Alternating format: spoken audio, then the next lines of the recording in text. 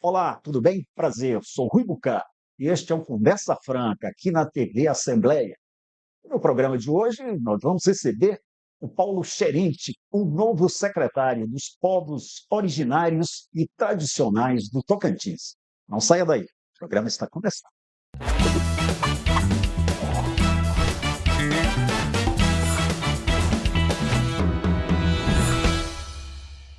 Paulo Waicarnacé Scherente, ele é o novo secretário dos Povos Originários e Tradicionais do Tocantins. É indígena da etnia Xerente, nascido lá na aldeia Porteira, em Tocantins. O Paulo tem longa experiência com o setor público. Ele já foi da compensação ambiental e da brigada de incêndio, também foi diretor do Centro de Ensino Médio Indígena Xerente, o CEMIX, e chefe de transporte em Porto Nacional. É formado em graduado em ciência do ambiente, né? Aliás, pós-graduado, e é graduado em administração. É isso, Paulo. É, e atualmente ainda cursa o doutorado, né? Para essa conversa com o secretário, contamos com a colaboração das jornalistas Auriele Painkov e também Eliane Jaquim. Obrigado pela presença de vocês. Secretário, é um grande prazer recebê-lo aqui no nosso programa. Eu gostaria de começar perguntando para o senhor, logo que o senhor assumiu a secretaria, o senhor declarou que o seu objetivo é fortalecer os direitos dos povos originários e tradicionais do Tocantins, sobretudo dando continuidade às políticas públicas já estabelecidas, mas também buscando implementar novas políticas. Eu gostaria que o senhor dissesse o que significa isso, de que políticas estamos falando e como o senhor vai fazer para garantir, para cumprir esse compromisso. Bom dia, prazer de estar aqui, essa conversa franca, né? E dali a Secretaria de Povos Originários recém-criada, pelo governo Adelio Barbosa, 35 anos de existência do Estado, agora que a gente tem essa referência no Estado, né, que tem a Secretaria de Povos Originários Tradicionais, isso é um fator muito importante, um momento ímpar que a comunidade indígena e tradicionais vive com essa sede, hoje, Palmas, que é referência. Então, assim, a gente ficou aqui menos de um mês aí, na pasta da secretaria, um secretário e secretário de Paulo Ordinário, mas a gente já tem expectativa muito grande. Como diretor, a gente já vem acompanhando todos os trâmites da política pública da secretaria, e isso fortalece muito, assim, de a gente estar junto com a equipe, né? A equipe, bons profissionais que estão comigo, isso a gente tem o objetivo nosso é continuar, dar continuidade às coisas públicas que já sendo traçado para os povos que realmente precisam muito da atenção, um olhar especial, tanto como indígenas como tradicionais. Então, isso vem fortalecer o nosso compromisso junto com o governo do Estado para atender essa demanda da cidade de São Paulo. Elaine, Paulo, a Secretaria de Povos Originários e Tradicionais tem quase 2 anos de criação. Quais foram os ganhos até o momento, em resumo, que esses povos tiveram desde a criação dessa pasta, né, que é, como você disse, é nova, é a primeira em 35 anos de estado do Tocantins. Então, a gente tem esse compromisso com a comunidade de Quilombola. Nós temos agora, recentemente, nós vamos entregar o Guia Gestor, que é aqui no Estado, como um dos primeiros que foi colocado nas escolas públicas. Estou aqui no território Xerente, na escola CEMIX, né, Centro de Ensino Médio de Xerente, e na aldeia Fogueira. Então, esse gestor vai ajudar a colaborar com a merenda escolar, né, na, na cozinha, por exemplo. E também tem questão de palmar, que vai ser feito junto com esse projeto. Então, isso é um dos pontos que a gente tem. E também a lei de cota que foi aprovada, né, 10% para a comunidade negra e 5% indígena e tradicionais também, 5%. Então, está aqui na Assembleia, está sendo por aqui que a gente está trabalhando, né, com essa lei de cota. Então, isso é muito importante para nós indígenas. Às vezes, temos dificuldade de competir de igual para igual, né, que não é inferior, mas a questão da língua, tudo. Então, isso, a porcentagem para concurso público, para nós aqui, são melhores, para que a gente possa é, é, trabalhar, sim, dessas pessoas que concorrem, que estudam para preparar melhor na e também e as culturas, né, as festas culturais que a gente tem dado um apoio, né, tanto nas etnias que moram aqui no Tocantins, né, aqui no município, tanto no norte, sul, centro, onde de diferentes de próximos 70 quilômetros. Então, a Secretaria também tem ajudado na parte da cultura, no esporte. Então, tudo isso a gente tem dado essa continuidade dentro do programa nosso na Repórter. Paulo, é importante a gente assim situar todas as pessoas que estão assistindo, né, Rui? Claro. E dizer de fato o quanto é importante a criação de uma instituição pública que representa os nossos povos, tanto os originários quanto os tradicionais. O censo nos mostra isso, né? O censo de 2022, ele traz uma população de 20 mil indígenas no Tocantins e em 125 cidades do estado. Nós temos 139 municípios. Então, é muita representatividade, né? Assim, a secretaria representa um quantitativo muito grande de pessoas. O que eu gostaria que você falasse, me parece que a secretaria tem feito um levantamento paralelo a essa questão do censo, né? Para trazer informações, um mapeamento de como estão, onde estão,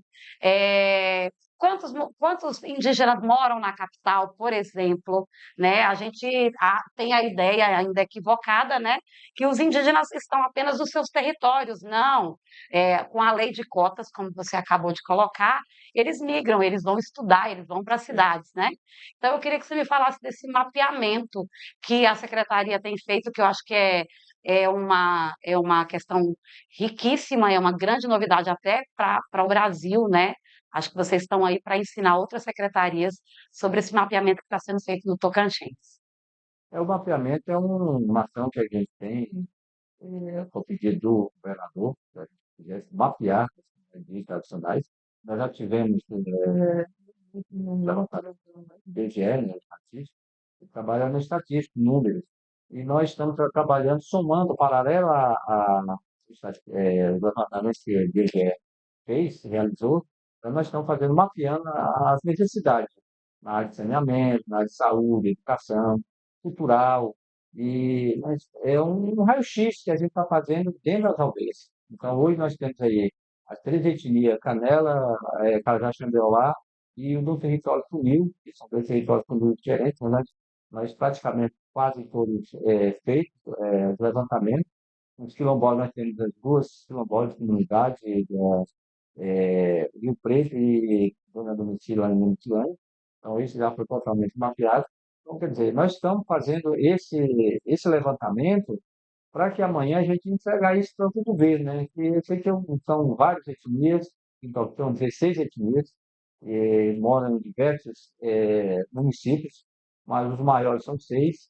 Então, tudo isso aí a gente quer focar não só nos indígenas, mas também nos tradicionais, para a gente fazer esse levantamento para que o governo tenha um olhar, um raio-x das necessidades que a gente precisa, mostrar isso, porque é o primeiro no Estado que seja também no Brasil, esse levantamento que Eu acredito que é a partir desse levantamento que vocês vão conseguir traçar políticas públicas perenes, assertivas, não é isso?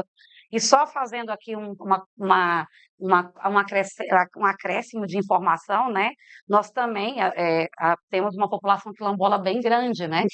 E nós temos 12 mil quilombos no Tocantins, aliás, 12 mil quilombolas, e nós temos 49 quilombos que parece que já foram mapeados. Então, assim, lembrando, eu queria que você me falasse sobre isso. Então, a partir desse mapeamento, vocês têm ideias de traçar, então, estratégias para políticas públicas muito mais perenes, é isso? Paulo, eu gostaria que o senhor respondesse essa pergunta depois do intervalo comercial. Pode ser? Nós vamos ao intervalo, voltamos daqui a pouco. Aguarde um instante só.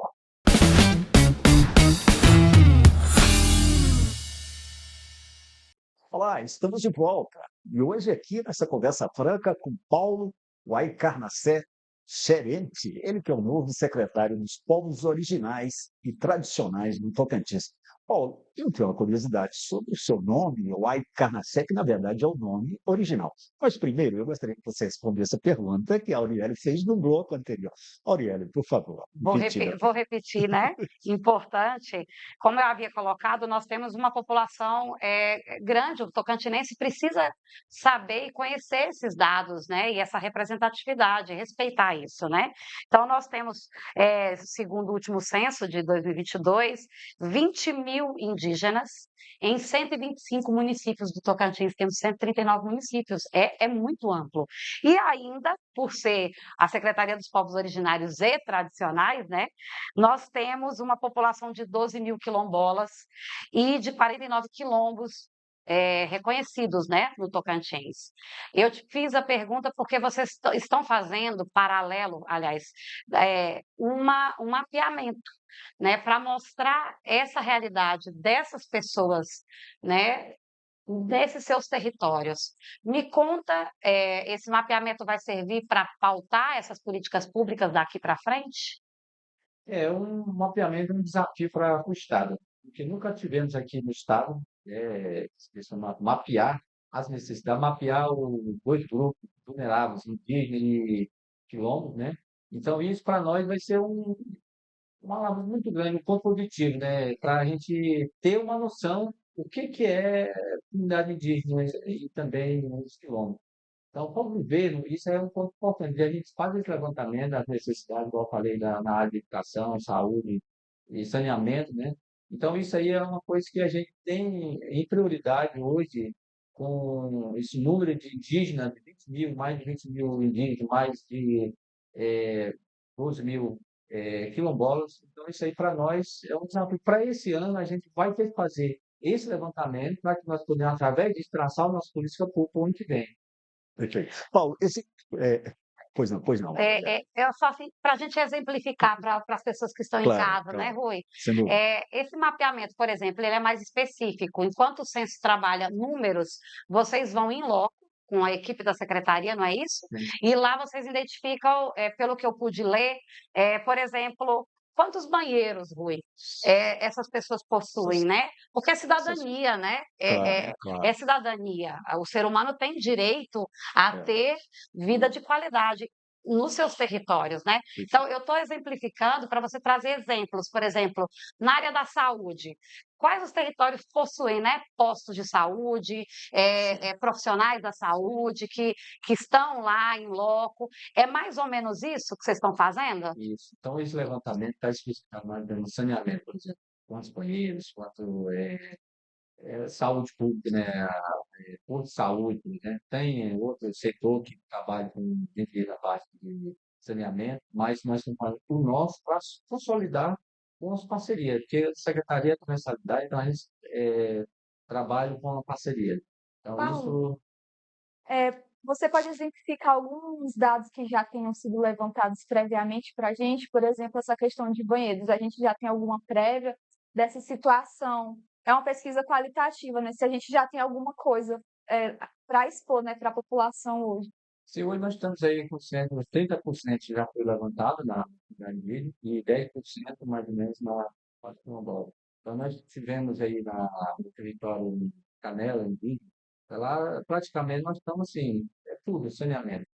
Está zero, assim, de começar tudo de novo. Então, quer dizer, o governo vai ter que, tanto o governo estadual e federal, vão ter que a gente mostrar esse levantamento, vai ter que ter uma noção. Como é que é hoje no parte de saneamento?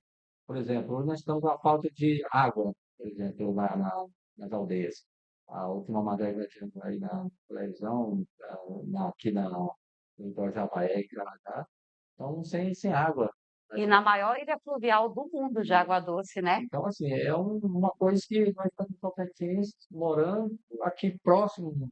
E por que isso ainda não chegou ainda preciso, né? Com qualidade. Então, esse levantamento a gente vai ter um olhar dos nossos representantes políticos, né, aqui na Assembleia, né, no Congresso, nossos representantes, e trabalhar com emenda, para ver se a gente consegue melhorar na parte também da estrada de sinais e acesso. Hoje, por exemplo, aqui na Ilha Bananal, a gente pode trabalhar de julho até setembro, outubro. A partir de que vai chover, não tem mais acesso.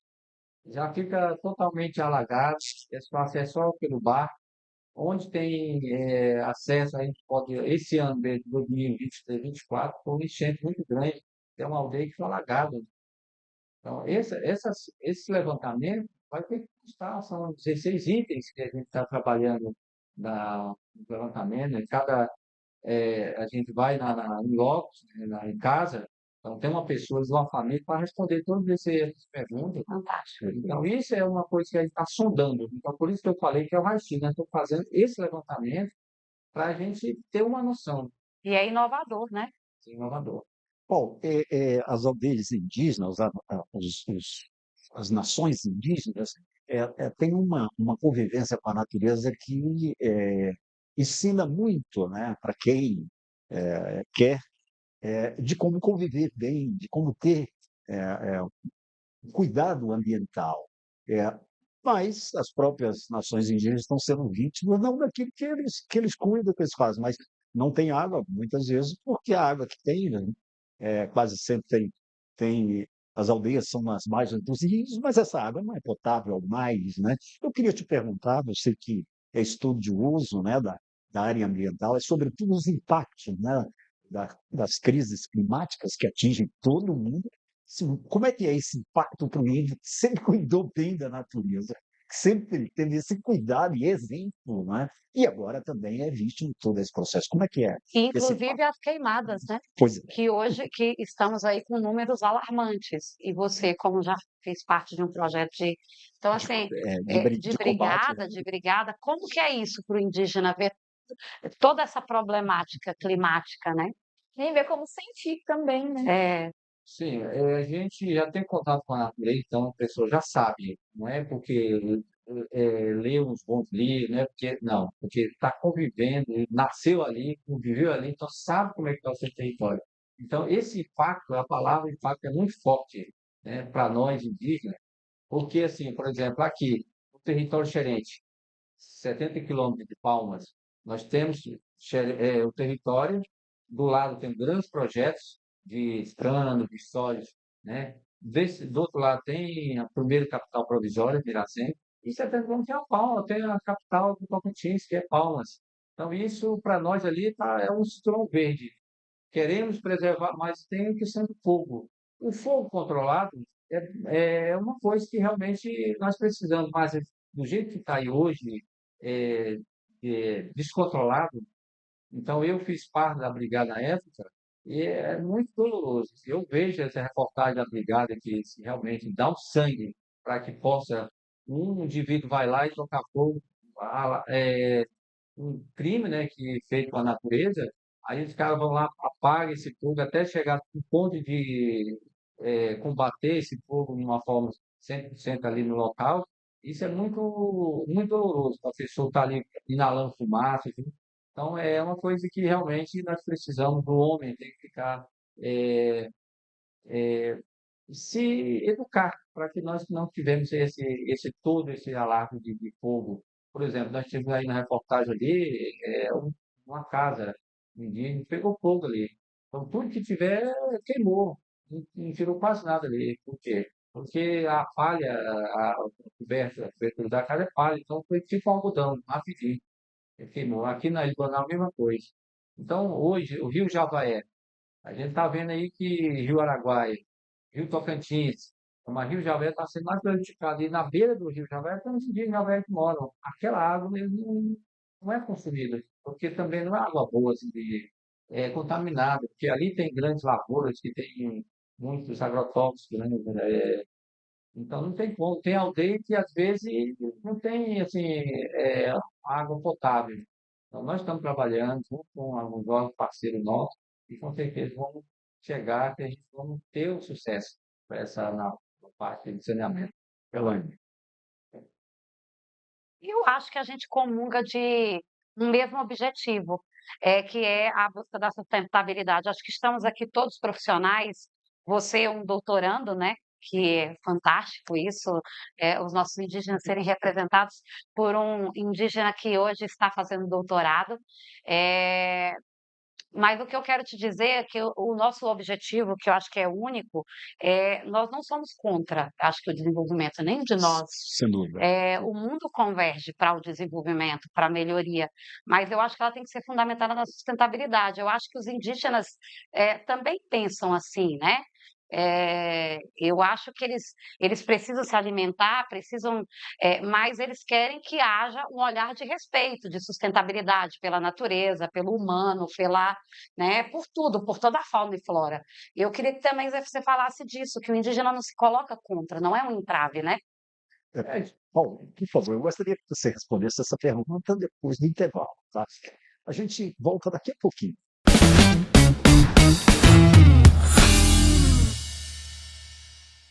Olá, estamos de volta. E hoje aqui tendo o prazer de conversar com o novo secretário dos povos originários e tradicionais do Tocantins, Paulo Uai Carnacé Xerente. Paulo, no bloco anterior, a Auriele fez uma pergunta sobre a sustentabilidade, que eu gostaria que ela repetisse para o nosso telespectador poder acompanhar melhor. Eu gostaria que você explicasse, então, para as pessoas, desse ponto de vista do indígena, não ser um entrave para o desenvolvimento, mas sim ter essa exigência do olhar para a sustentabilidade, né? Do planeta, da fauna, da flora. Eu quero até ressaltar isso, assim, um ponto que o indígena hoje, com muitos cidadãos desenvolvidos, estudados, às vezes, ainda coloca o indígena há uns 500 anos atrás, certo? De viver, às vezes, sem roupa, às vezes se alimentando de raízes, né? Às vezes. Então, tudo isso aí eu acho que é bom a gente preservar alguma coisa de bons valores. Então, hoje, por exemplo, hoje tem indígenas estudando na universidade, hoje tem de celular, hoje tem carro. Então, tudo que o homem branco tem, ele também quer ter. Então, coisa Tem um boa, direito, né? tem direito. Então, assim, hoje, por exemplo, vou voltar aqui no meu povo, aqui no Xerente, há muito tempo o povo não indígena considerava que o índio era entrave do desenvolvimento do Estado. E não é isso. Na última reunião provaram que não é isso que o povo pensa que o índio é.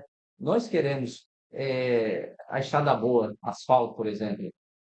E isso, a comunidade em si, todo mundo votaram que realmente que é Estado, Lajeado Tocantins, 8 quilômetros, que 15, 20 anos já vinha desenvolvendo um entrave para o Estado. Hoje estão fazendo estudo, levando as coisas na legislação. Tem a ponte lá sobre Rio Sono, na cidade de Rio Sono, no território. Então, tudo isso aí a gente está olhando já. Não é o indígena, não é mais aquele indígena de 500 anos atrás. Existe um estudo sobre isso, existe também a legislação para seguir, então é isso.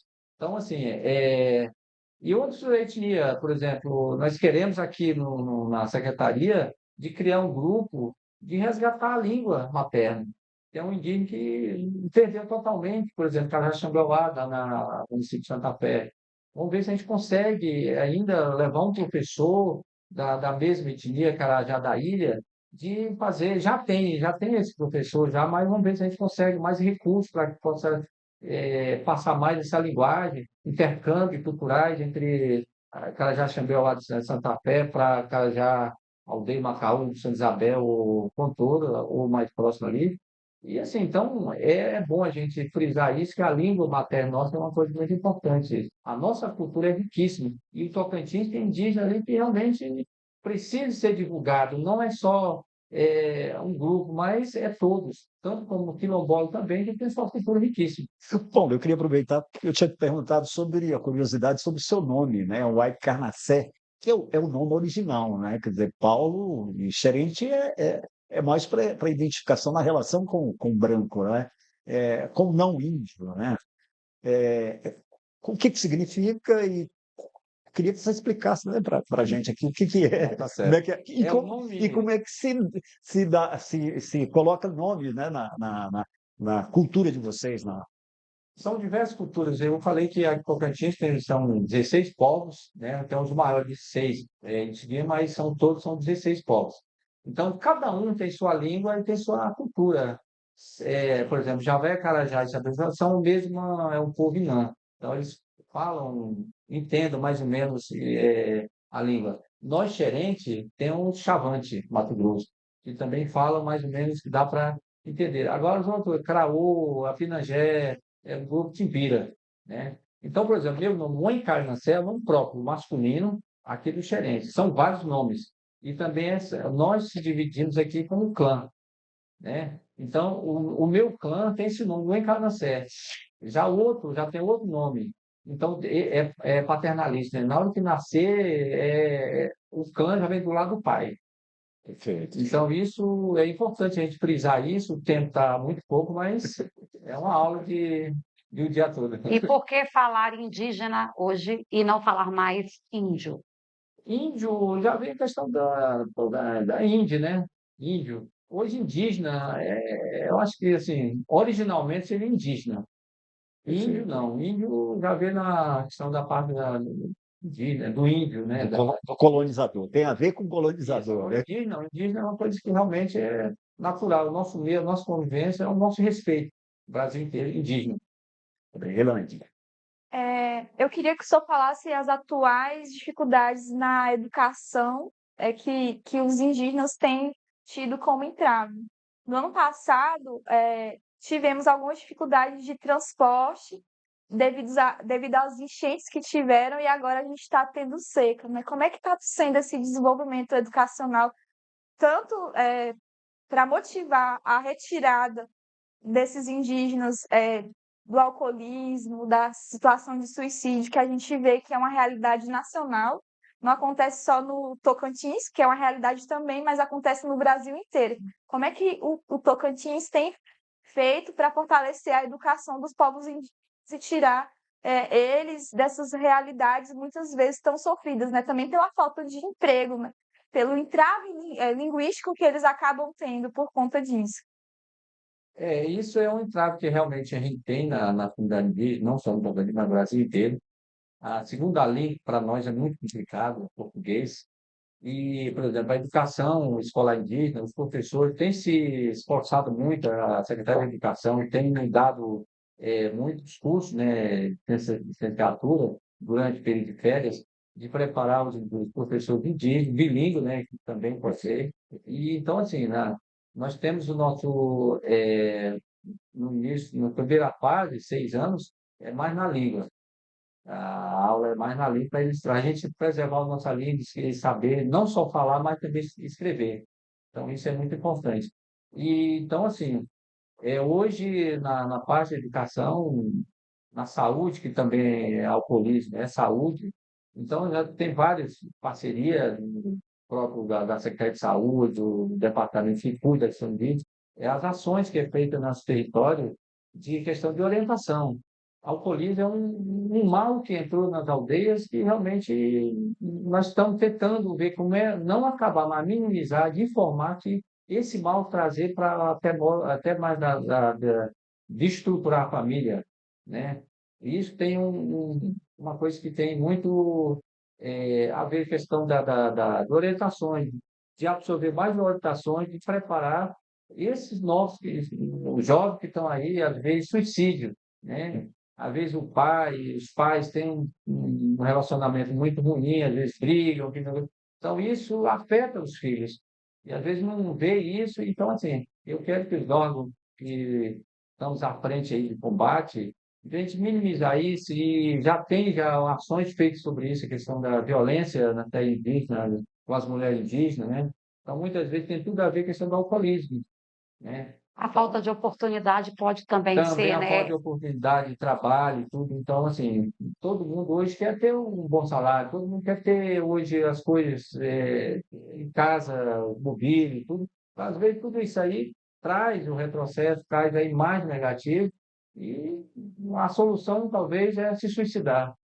Não é isso. Bom, a preocupação dos xerentes é, sobretudo, com a construção de uma gramática xerente, né? Porque se deu conta de que a escola é bilíngue, oferece uma educação bilíngue, mas na verdade só tem a gramática em português, mas não tem a gramática de vocês, né? Como é que foi esse trabalho, né? E como é que você vê essa pressão da nação xerente aí como um exemplo de que a língua xerente também é muito importante para que vocês mantenham a cultura e mantenham a integridade desse povo. A gramática, nós temos já um missionário que veio ali nos 50 anos, pastor Gunter e pastor Rinaldo, eles trabalharam e aprenderam a falar xerente e eles fizeram uma gramática, tanto como tradução de português para xerente, era em português, um mini dicionário, e também traduziram o Novo Testamento na Bíblia, né, o Novo Testamento, e hoje está aí, já tem gramática também já feito para os professores bilíngues, para eles trabalharem, e tudo. Mas só que tem muita coisa ainda que a gente precisa avançar. Bacana. Bom, infelizmente o nosso tempo está terminando. Se dizem que quando a conversa é boa, o tempo voa mesmo. Voou Está mesmo. acabando. Mas eu gostaria de deixar aqui a palavra livre aqui para nossas convidadas. Aurielis, 30 segundos aí para as suas considerações finais. Assim, agradecer, né? E dar ao Paulo, desejo ao Paulo assim, sucesso, êxito na sua gestão, em dizer que você representa muito bem os seus povos, que são muito diversos no nosso estado, e nos representa, e me representa. Sou tocantinense, não indígena, mas tenho muito orgulho de ser identificada por um estado que é indígena. Não me incomoda, pelo contrário, acho que a nossa riqueza vem daí. Bacana. Eu sou suspeita para falar do Paulo, porque a gente já, inclusive, trabalhou junto um tempo, 7 meses, acho que foi o suficiente para conhecer ele e ver que ele é um bom gestor, um bom trabalhador, um homem respeitável e respeitado também, tanto nas aldeias lá do povo xerente, do Punil, enfim. Ele é um ótimo gestor e eu só desejo sucesso para ele nessa nova jornada, que a gente sabe que tem esses entraves linguísticos, mas que ele tem um currículo exemplar, super qualificado, e eu desejo sucesso e agradeço a oportunidade da TV Assembleia pelo convite também. Obrigado. Bom, agradecer por você aceitar o nosso convite, vir aqui falar sobre os seus projetos, né, os desafios, né, que os povos originários e tradicionais têm, mas que têm, pelo menos, um espaço de representação no governo do Estado. Obrigado pelo convite, fica aí o tempo para as suas considerações. Eu quero agradecer, em primeiro lugar, ao governo, né, governador, que deu essa oportunidade, esse voto de confiança em mim, que a gente está dando continuidade das políticas públicas, né, para a gente atender essas comunidades que a gente precisa muito melhorar também, né, os quilombolas. Nós temos, deixar o convite aí, nós temos a festa de Capim Dourado aqui no Umbuco, lá no Jalapão, começa a partir de amanhã, onde nós vamos também estar colocando isso ao vivo, que nós temos internet instalando lá. E, então, isso é muito importante. Se todo que o público quiser para prestigiar junto com a gente lá, a equipe da CEPOD, vamos estar todo mundo lá e, com certeza, e vai ficar. Então, agradecer também à TV Assembleia. E se eu estivesse falando a linguagem minha, eu falava muito bem, mas cedi. Tá bacana, então eu te convido para você fazer uma despedida aqui para o nosso público, agradecer por esse espaço desse programa, conversa franca em xerente. Diga aqui nessa Когато той точно така им времето, което ако има палата от система партиума и към него конкурс governamento от система boleh termasuk então parece não em точно може. Bacana. Agora vamos traduzir só para que o nosso telespectador diga aí. Eu estou falando agora em xerente, se alguém xerente estiver ouvindo, eu estou junto com os três, então 30 minutos foi muito longo, mas a gente está terminando aqui com muita alegria de seguir. Bom demais. Alegria nossa, meu Paulo. Parabéns, sucesso no seu trabalho. Obrigado. E de verdade. Espero que vocês tenham gostado dessa conversa franca aqui com Paulo Cuyai Carnacé Xerente, ele que é o novo secretário da Secretaria dos Povos Originários e Tradicionais. Obrigado e até a próxima.